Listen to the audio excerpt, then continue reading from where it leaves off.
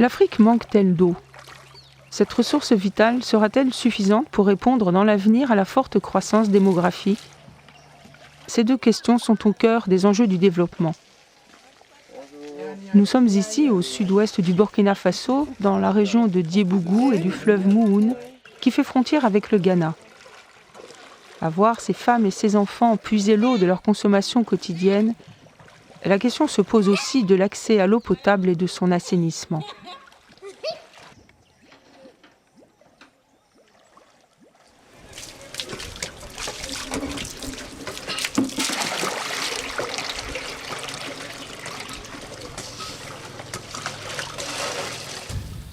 Dans cette région de savane arborée, l'eau est présente à l'état naturel. Ce sont les sources, les nappes phréatiques et les rivières, soumises au cycle naturel de l'eau.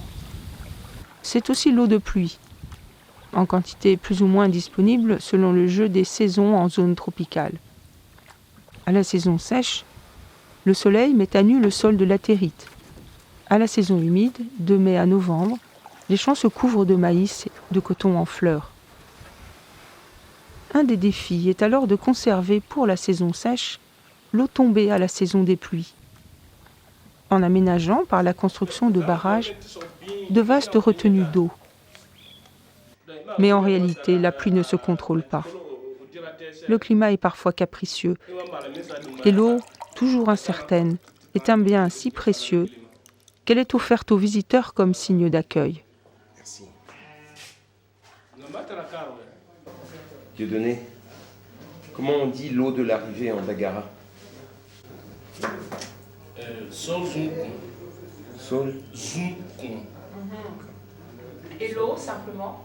Coin. Coin. Coin, c'est l'eau. Et de la route. Ça dit, mais sur la route, Sol Zoukon. Qu'est-ce qu'on a marqué sur la route? Sol Sur la route. Sol Zoukon. Sol Zoukon.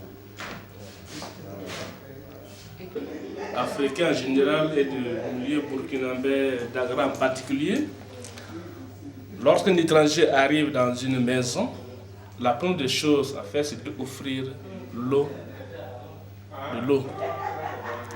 Si l'étranger accepte l'eau, de boire l'eau de la maison, c'est signe qu'il est venu avec de bons sentiments. Et même ceux qui donnent l'eau, ça va être de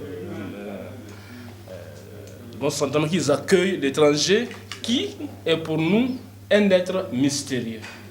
Donc, ce n'est pas qu'il est l'étranger. Donc, il faut lui accorder un respect, et même un respect, j'allais dire, avec un peu de crainte, puisque l'étranger est un être mystérieux. Alors maintenant, c'est après avoir bu l'eau qu'on peut commencer les salutations d'usage. On ne dit pas tout de suite, ça va, comment d'où tu viens, non.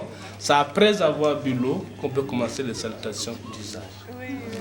Même s'il faut attendre 2 minutes, 3 minutes, on va attendre que l'étranger boive d'abord, qu'il se désaltère d'abord. Ensuite, maintenant, on peut commencer à parler. Voilà.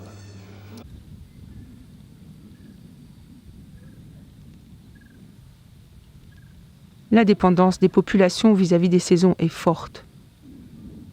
Autour de Dano, gros bourg au nord de Diebougou, l'activité économique et donc l'usage de l'eau sont d'abord agricoles. Pour le paysan, la saison sèche est une saison morte. Pas d'eau, pas de production agricole. Dès lors, l'utilité du lac de retenue est bien de permettre une agriculture de contre-saison par irrigation.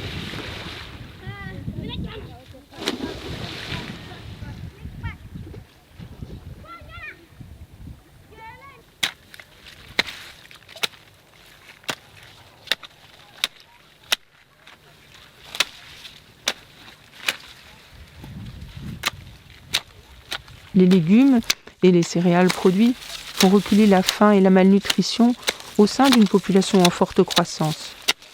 Il limite les effets de la soudure. Cette période critique où l'épuisement des réserves alimentaires n'est pas compensé par la nouvelle récolte. Cette eau, cependant, n'est pas gratuite. Comme partout sur la planète, elle est devenue à Dano une marchandise. Ainsi, l'ONG allemande Dreyer a financé ces aménagements et assure la gestion des parcelles irriguées. Dans Dano même, c'est-à-dire en ville, l'eau est en passe de devenir un bien public. L'Office national de l'eau et de l'assainissement, l'ONEA, vient d'installer ses bureaux à l'hôtel de ville. Son château d'eau est flambant neuf. L'ONEA doit relever au nom de l'État 3 défis.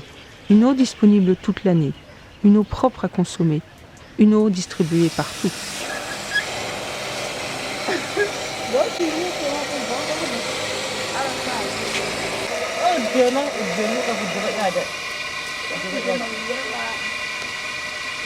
J'ai dit, on marche des kilos pour aller puiser l'eau. Des kilomètres pour aller puiser l'eau, oui. On marche des kilomètres pour aller puiser l'eau. Combien de kilomètres? 2 ou 3. Mais c'est l'ONIA qui nous a sauvés. Maintenant, l'ONIA nous a sauvés. On gagne l'eau là. Peut-être à quelques 80 mètres et puis on vient puiser. 3 fois par jour? 3 fois par jour? 3 barriques par jour. Voilà.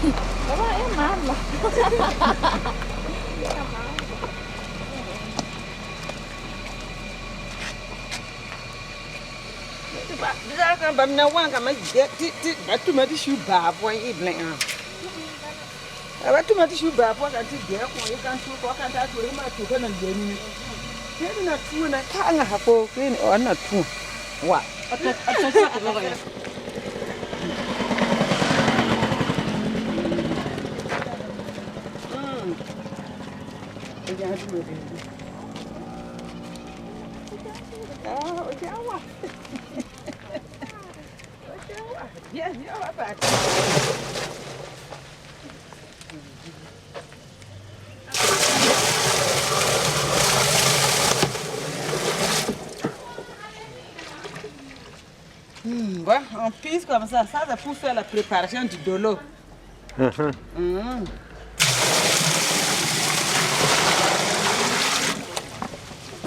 Vous filmer.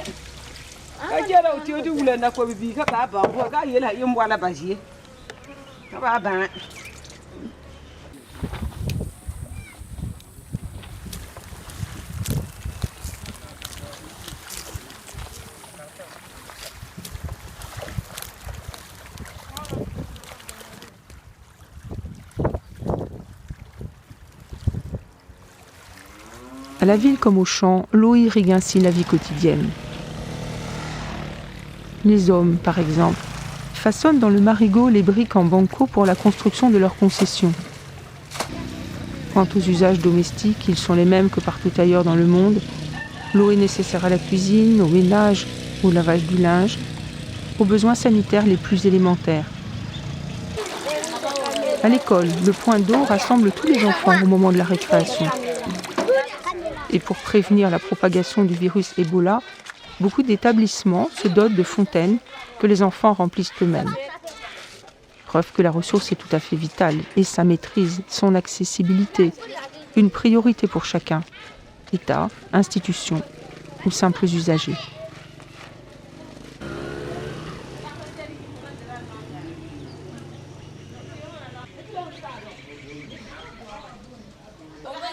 Ainsi, la gestion de l'eau au Burkina Faso, pays parmi les plus pauvres du monde, fait aujourd'hui des progrès remarquables et atteste de la dynamique indéniable du développement en Afrique de l'Ouest.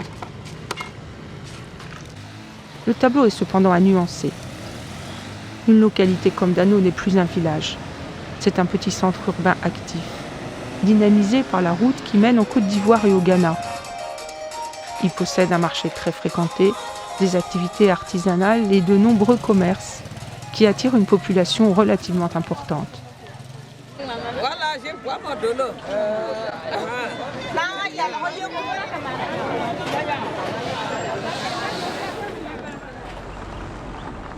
Cependant, la politique de l'État n'atteint pas les dizaines de villages de brousse où la population plus dispersée souffre encore d'un stress d'un genre particulier, le stress hydrique, plus simplement nommé la soif. En d'autres termes, le développement est en marche, mais les progrès accomplis ne doivent pas cacher le chemin qui reste à parcourir. Gardons à l'esprit que l'électricité est arrivée dans ces régions depuis 10 ans, mais que le niveau de vie est encore largement insuffisant pour l'achat d'une machine à laver.